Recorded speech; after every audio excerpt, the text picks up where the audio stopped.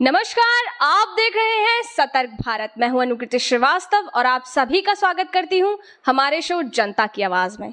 हमारे शो जनता की आवाज में हमारे साथ हैं योग गुरु अशोक कालरा जी। स्वागत है सर आपका। Thank you. सतर्क भारत में बुलाने के लिए आप लोगों का बहुत धन्यवाद और आभार। तो सर सबसे पहले आज रक्षाबंधन का त्यौहार है, तो सतर्क भारत के परिवार की ओर से रक्षाबंधन की बहुत बहुत शुभकामनाएं हमारी जनता को भी और हमारे अतिथि को भी।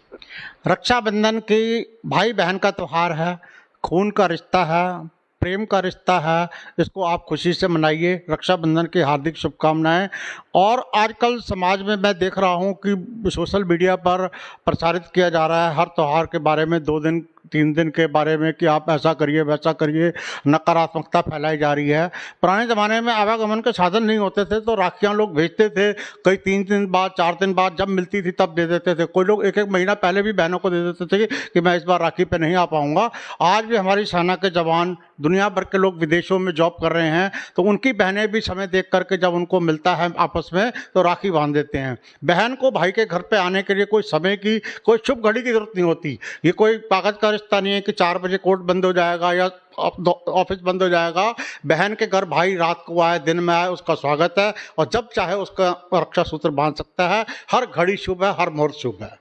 बहुत खूबसूरत बात की है सर। देखा जाए तो योग को सिर्फ जीवन में अपनाना ही जो है एक सफल जीवन अपनाना होता है। तो हमारे जो अतिथि हैं आज, उन्होंने ना सिर्फ योगा अपनाया है बल्कि लोगों को प्रेरित भी किया है अपनी जीवन शैली में योग से जुड़ने के लिए। तो सर मेरा पहला सवाल ही यही है कि आपने योग क्यों चुना, क्यों उसे अपने जीवन में उतारा? योग चुनने के पीछे मेरा कोई कारण नहीं था। मैं कोई योगी या महात्मा नहीं हूँ। मैं तो सिर्फ सामान्य इंसान था और मैंने युवा अवस्था में ही जो है मेरे को काफ़ी सारे रोग लग गए थे। और आजकल भी युवाओं को बहुत रोग लग रहे हैं। हर हृदय रोगी जो है 30 से 40 साल की उम्र का 50% से ज़्यादा लोग हो रहे हैं। और युवाओं को आजकल सारा दिन मोबाइल पर, कंप्यूटर पर बैठे बैठे उनको सर्वाइकल, कमर, घुटने, पेट की खराबी, शुगर, बीपी, थायराइड, तरह तरह की समस्याओं से पीड़ित हो रहे हैं। तो मैं अपनी बात बताता हूं कि मैंने जब से 30 साल की उम्र में ही मेरे को सर्वाइकल की प्रॉब्लम हो गई थी। मैं गले में पट्टा डाल कर रखता था। तरह तरह की समस्याओं ने मेरे को घेर लिया। इतनी नकारात्मकता, निराशा मेरे अंदर भर गई। तो मैंने फिर ये योग के कार्यक्रम को सीखा और जब मुझे इसका लाभ हुआ तो मैंने सोचा कि बहुत सारे लोगों को इसका लाभ मिलना चाहिए। मैं परम पूज्य स्वामी रामदेव जी का एक बार कार्यक्रम देख रहा था तो वहाँ से मुझे प्रेरणा मिली कि उन्होंने कहा कि आप पार्क में जाइए, 5-10 लोगों को सिखाइए, 20 लोगों को सिखाइए। तो धीरे धीरे एक एक करके लोग जुड़ते गए और ये कारवां बनता चला गया। आज अमर योग क्लब का नाम हमारे आसपास के क्षेत्र में कोई ऐसा व्यक्ति नहीं है जो नहीं जानता है। तो मतलब स्वामी रामदेव जी से प्रेरित होकर और अपने स्वयं की परेशानियों से छुटकारा पाने के लिए आपने योग को अपनाया। तो सर लाभ की बात की जाए तो योगा ने आपको क्या दिया, यानी योग से आपको क्या क्या लाभ हुए?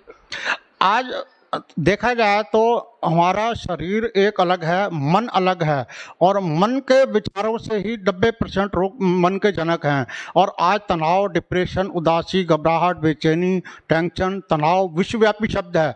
तनाव को दूर करने का उपाय किसी पद्धति के पास नहीं है। सिर्फ योग के अलावा योग, ध्यान, मेडिटेशन को आप अपनाएंगे तो मन तो स्वस्थ होगा ही होगा और मन के साथ साथ आपके विचारों में पवित्रता, जीवन में शांति, आनंद, खुशी, प्रसन्नता, निरंतरता, संभाव, ये सब आपकी जो भावनाएं विकसित होती चली जाएंगी उससे आपको जीवन में आनंद ही आनंद हो जाएगा। यानी कि आप इस लोक में रहते हुए भी परम लोक का आनंद ले सकते हैं। बुद्ध भी कहते हैं इसी दुनिया में जिए, बुद्ध भी इसी दुनिया में जीते हैं।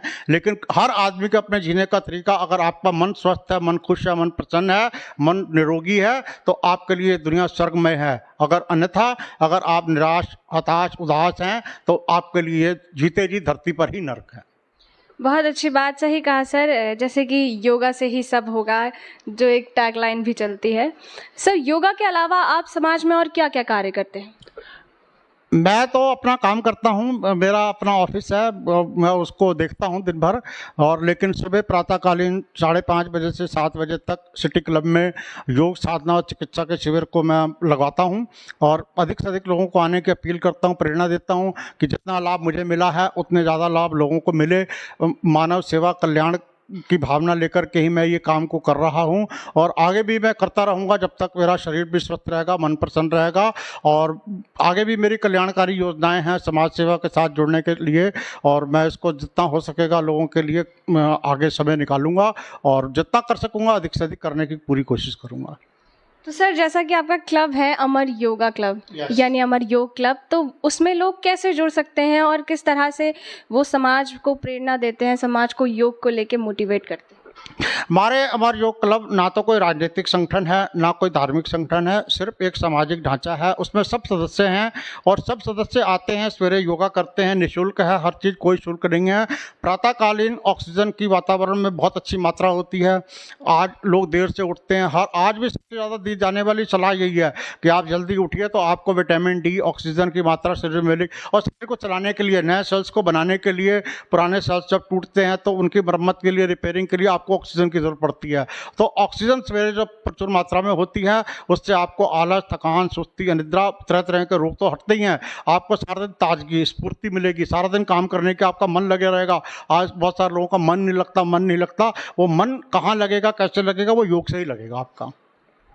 बहुत ज़्यादा अच्छे विचार हैं सर आपके, और जिस हिसाब से आपने हमारी जनता को बताया तो शायद अब जनता भी हमारी जो है योग को लेके प्रेरित हो चुकी है।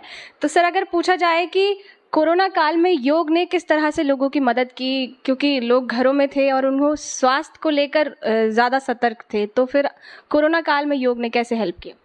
आज मैं आपको बताता हूँ कि एलोपैथिक को हम लोग बहुत ज़्यादा महत्व देते हैं, जबकि हम थोड़ा सा पीछे चले जाएं तो हम पहले ये काढ़े खा पी करके या कुछ दवाई खा करके स्वयं ठीक हो जाया करते थे। आयुर्वेद में 5 रोग जो रहते हैं, जैसे खांसी, जुकाम, बुखार, उल्टी और दस्त, इनको तो आयुर्वेद बीमारी मानता ही नहीं। इनको तो कहता है कि ये रोग तो पेट के, शरीर की सफाई के लिए आते हैं। ये हमारा शरीर जो है फुली ऑटोमेटिक मशीन है, इसके अंदर पाचन, निष्कासन से लेकर के सारी क्रियाएं स्वतः होती हैं। तो जो कोरोना काल में लक्षण थे, दुर्भाग्य की बात है कि उन पे भी यही लक्षण थे।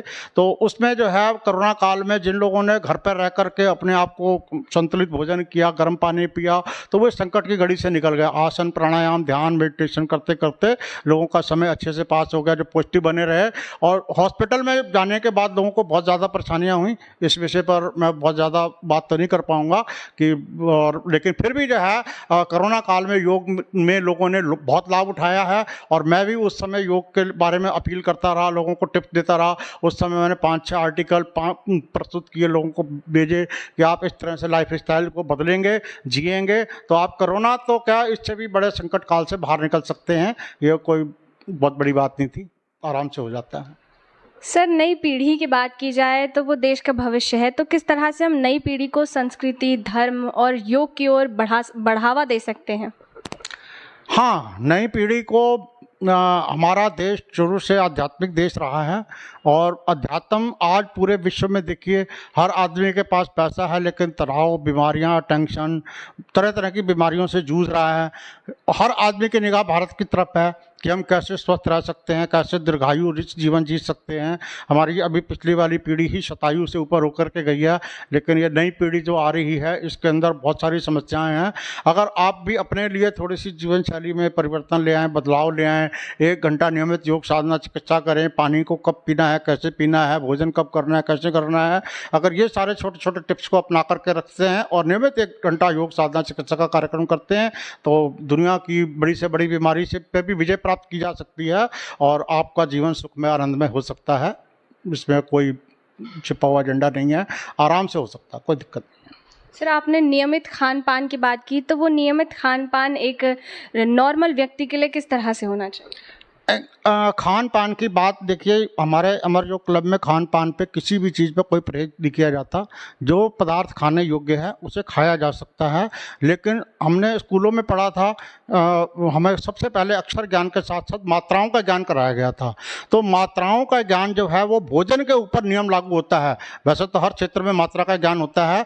अगर आपकी आयु, आपका वजन, आपकी पचाने और निष्कासन की क्रियाएं अगर सही हैं और आप उतना ही खाना खा रहे हैं तो उसी को मान लीजिए। बहुत सारे लोग कहते हैं कि शाम को बहुत सारा कैलोरीज में फास्ट फूड खा लेते हैं, लेकिन रात को फिर खाना खा लेते हैं, यानी कि डबल कैलोरीज खा लेते हैं। वैसे तो आजकल बहुत सारे गैजेट्स आ गए हैं जो आपको बताते हैं कि कितनी कैलोरी आपने खा ली है और कितनी कैलोरी आपने और खानी है, लेकिन उसके बावजूद भी बहुत ज़्यादा लोग खा रहे हैं।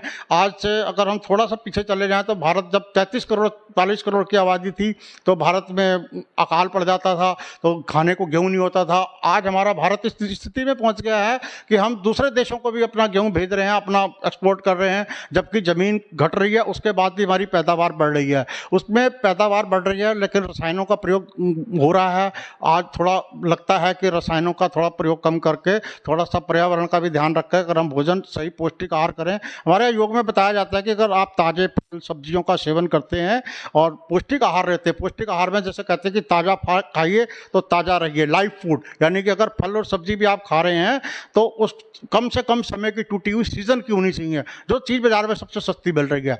जैसे मान लीजिए अब बरसात के मौसम में हम भूसा रख लेते हैं गाय जानवरों के लिए, तो उनको जो है हरी बरसीन में मिला के खिला देते हैं, तो भूसे का कोई उपयोग नहीं होता, उसका बड़ा शरीर होता है, वहाँ से बाहर निकल जाता है उसका। हम लोगों के शरीर में भी जो ये कोल्ड स्टोर में रखे हुए फल सब्जियाँ जो होती हैं महंगी होती हैं, हम सोचते हैं कि हम बहुत पैसे वाले हम इसको खरीद लेंगे। आप अपने पेट को अमीरी मत दिखाइए, आप देखिए खुद कि उसको ताज़े फल सब्जियां खा करके, क्यों कि आप जितना पुराने फल सब्जी खाएंगे उसको पाचन और निष्कासन में समय लगेगा और उतना ही ज़्यादा आपके शरीर की आंतों पे चिपकेगा जा करके। इसलिए आपको बताया जाता है कि लाइव फूड खा करके ही आप जो है जीवन को जिएं। तो मतलब लाइव फूड खाइए और हेल्दी रहिए।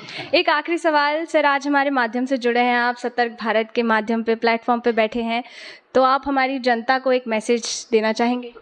आपके आखिरी सवाल को देने से पहले मैं अपने अमर योग क्लब के साधकों को और रुद्रपुर के आसपास की जनता को, सतर्क भारत के दर्शकों को एक निवेदन, प्रार्थना, विनती, अपील करना चाहता हूं कि हमारा ये आज़ादी का 75वां स्वतंत्रता दिवस अमृत महोत्सव 13, 14, 15 को मनाया जाएगा। उसके अंतर्गत जो है हमारे सिटी क्लब में 14 तारीख को आपका ध्वजारोहण का 14 तारीख को ध्वज फहराया जाएगा और ध्वज जो है उसके बाद वो तिरंगा यात्रा वहाँ निकाली जाएगी छोटी सी, और उसके बाद आपको जलपान का वितरण और आपको थोड़ा सा वो कराया जाएगा भजनों का कार्यक्रम। और एक बात मैं और भी कहना चाहता हूँ कि हमारा देश जो है, जो आध्यात्मिक देश है, ने नाचता हुआ धर्म है। हाँ, आपने देखा होगा चाहे लोक कलाकार हों चाहे कहीं के भी कलाकार हों, आपको हर जगह नृत्य, डांस, गीत, और हमारे 3 पर्व आते हैं जो राष्ट्रीय पर्व हैं, इसमें भी बहुत उत्साह, उमंग, लोगों के अंदर जोश रहता है। आप इसको छुट्टी वाले दिन के रूप में मत मनाइए, आप बाहर निकलिए, सिटी क्लब में आइए और हमारे साथ 14 और 15 तारीख को जुड़ा रहिए। 14 तारीख का कार्यक्रम मैंने आपको बता दिया और 15 तारीख को हमारे यहाँ विशाल कार्यक्रम है, सांस्कृतिक कार्यक्रम। उस दिन जो है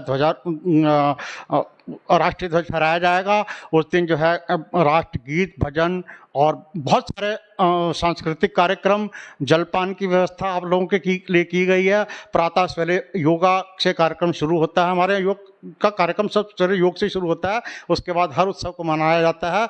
तो सतर्क भारत के माध्यम से मेरी आप सब लोगों से विनम्र अपील है कि आप इस कार्यक्रम से अधिक लोग जुड़ें और ताकि योग कार्यक्रम का भी लाभ ले सकें और इसका आनंदमय जीवन को जिएं और इसको छुट्टी वाला दिन ना मना करके इस राष्ट्रीय पर्व को बड़े धूमधाम से मनाएं।